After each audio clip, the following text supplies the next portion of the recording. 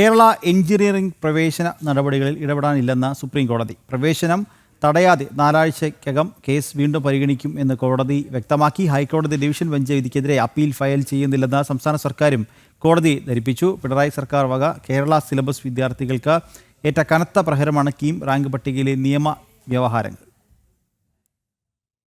കേരള സിലബസിൽ പഠിച്ച 10,000-കണക്കിന് വിദ്യാർത്ഥികളോട് സംസ്ഥാന സർക്കാർ കാട്ടിയ നീതി നിഷേധത്തിന് പരിഹാരം കാണാൻ സുപ്രീം കോടതിക്കുമായില്ല. ഈ വർഷത്തെ പ്രവേശന പ്രക്രിയയിൽ ഇടപെടില്ലെന്ന് സുപ്രീം കോടതി വ്യക്തമാക്കി. പരീക്ഷയിലെ മാർക്ക് സമീകരണം സംബന്ധിച്ച കേസിൽ ഹൈക്കോടതി ഉത്തരവ് സ്റ്റേ ചെയ്യണമെന്ന ആവശ്യം ജസ്റ്റിസ് PS നരസിംഹയും ജസ്റ്റിസ് AS ചന്ദൂർക്കറും ഉൾപ്പെട്ട ബെഞ്ച് തള്ളി. എന്നാൽ ഹൈക്കോടതി ഉത്തരവിനെതിരായ ഹർജിയിൽ 4 ആഴ്ചയ്ക്ക് ശേഷം വിശദമായ വാദം കേൾക്കാൻ സുപ്രീം കോടതി തീരുമാനിച്ചു. CBSE സ്കീമിലെ വിദ്യാർത്ഥികൾ നൽകിയ ഹർജിയെ തുടർന്ന് റാങ്ക് ലിസ്റ്റ് റദ്ദാക്കിയ ഹൈക്കോടതി ഉത്തരവിനെതിരെ അപ്പീൽ ഫയൽ ചെയ്യില്ലെന്നാണ് സംസ്ഥാനം സുപ്രീം കോടതിയെ അറിയിച്ചത്. കേരള സിലബസിലെ വിദ്യാർത്ഥികൾ നൽകിയ ഹർജിയിൽ സുപ്രീം കോടതി കേരളത്തിന് നോട്ടീസ് അയച്ചു.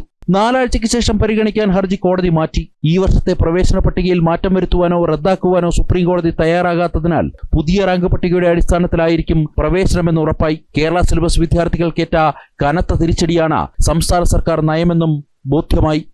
ജനം, ഡൽഹി.